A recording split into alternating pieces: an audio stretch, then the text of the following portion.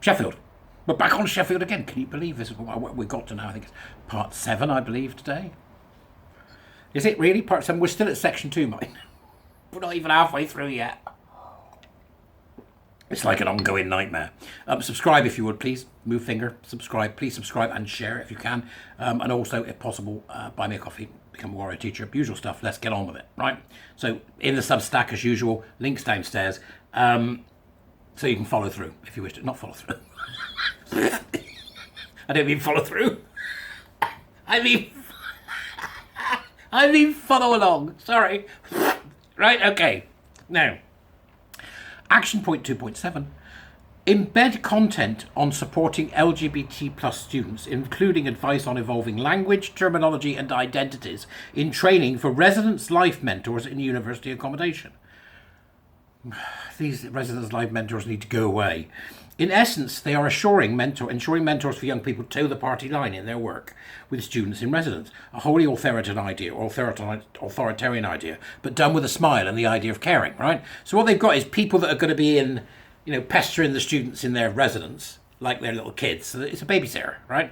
For adults, by the way, so that they then can make sure that they're enforcing the ideology on those students. That's 2.7. And I'd like to know, they're going to train these what they call residence life mentors, so that they can do that, right? So I want to know what training, who, qualified in what way, which is standard questions you'd ask. If we're going to have some training, yes, what exactly is the training and who will be doing it, and what is their qualification or experience to do so, right?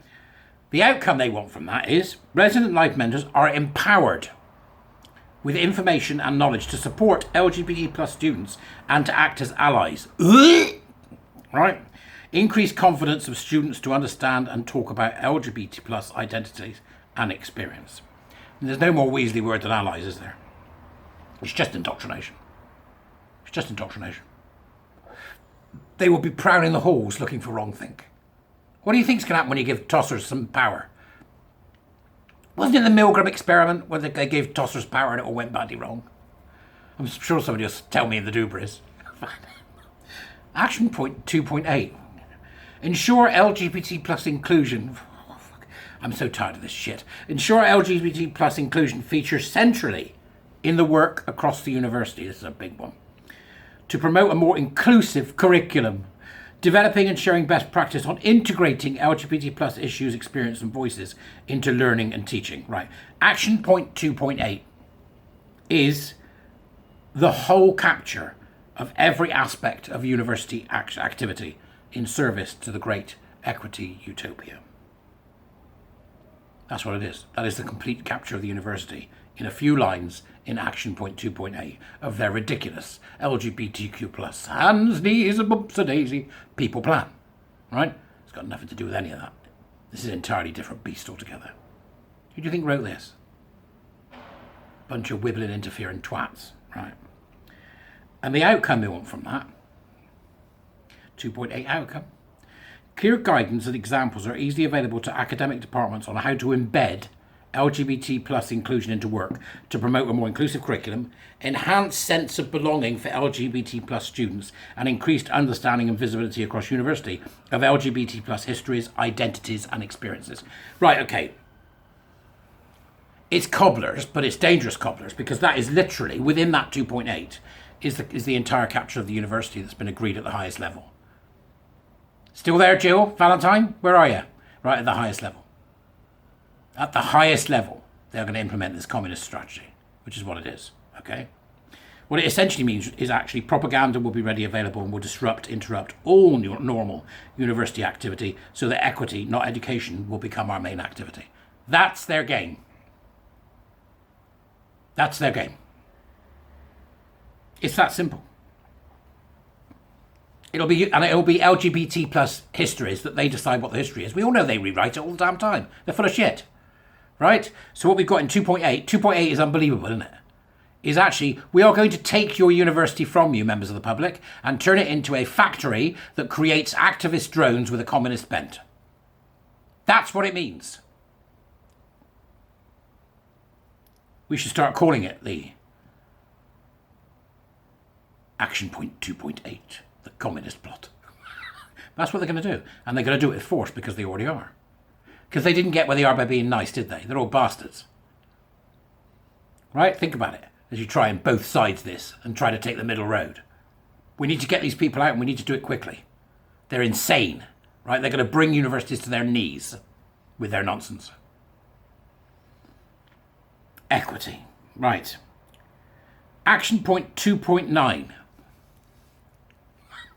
Promote and increase visibility of... How can you do that anymore? They have to shoot them into space, tied to a dozen dogs, for anybody to notice that they're not there. Cool. Can you tell me, is there a space where there isn't an LGBT person? Is there? We're going to have a non-LGBT space, which is essentially a space for people who aren't nuts. Right? That's what they'll do. They'll take an LGBT stereotypical person, a gay man with a handbag and a small dog, and attach another 20 dogs to his backside and then shoot him into space with a rocket. That'll get attention. Nobody will ever forget him then, will they? Be a darn sight cheaper than doing all this, cobblers. Promote and increase visibility of LGBT plus student groups and existing networks, both at the university and in the local community. We will take our nonsense out into the local community and infiltrate and ensure that it is taken on by everybody, or else.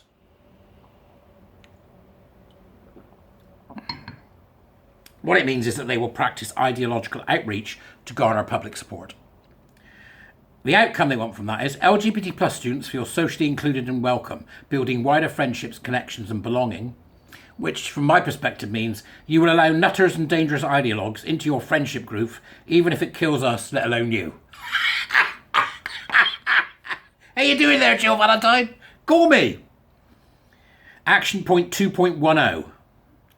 Review the processes and support in place to ensure LGBT plus students estranged from their family can access appropriate well-being, mental health and financial support in an easy and timely manner. It's a strange one, isn't it? I just think it sounds a bit Geoffrey Marsh, doesn't it?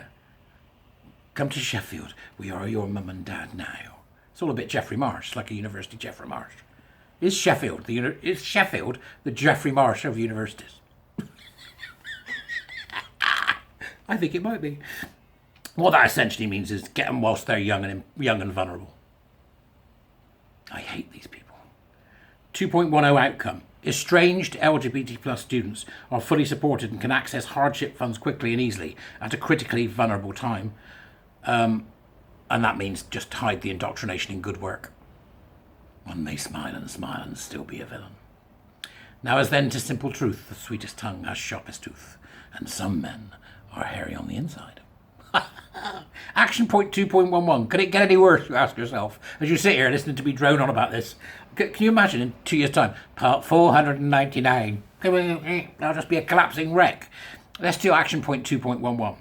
We will work with SU officers. What are you doing in bed with the Students' Union? They're all insane. We will work with SU officers to support creation of confidential, student-led peer support groups that recognise the diversity of lived experiences of and support required by LGBT plus students. Work with SU officers to support creation of confidential student-led peer support groups. So they're going to set up affinity groups. For people who think they're LGBT plus, which is no right-thinking, same-sex attracted person would have anything to do with these TQ plus nutters at this point. What that essentially means is create cells of activists who can be used to disrupt education in favour of indoctrination and bring on the utopia.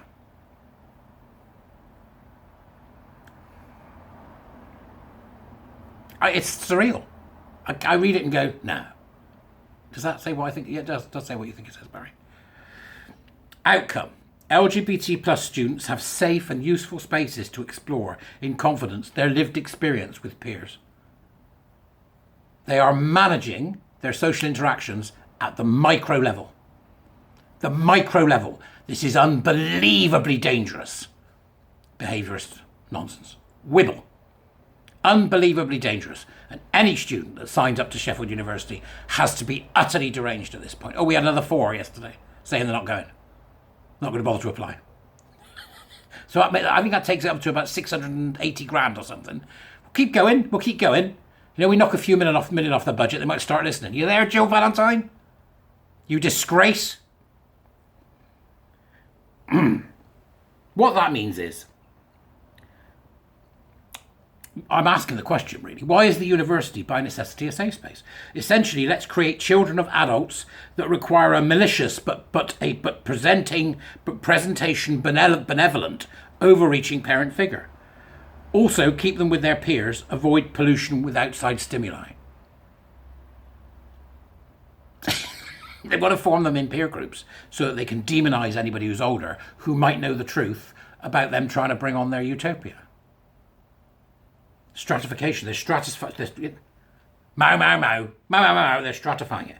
So that the younger people then don't bother with the older people and therefore don't learn the truth. They only learn the truth as dictated to them by the communist czars in the university system in Sheffield, the queer theorists and the gender ideologues, like Jill Valentine, who won't speak to me. Come on, Jill, give us a call. Action point 2.12.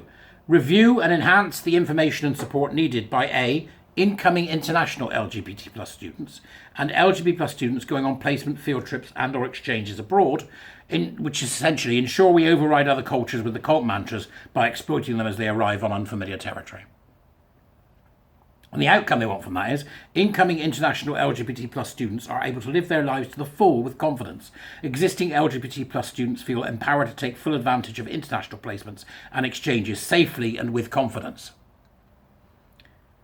I mean, this is never going to happen, is it? Because internationally the world is dangerous for same-sex attracted people in many places.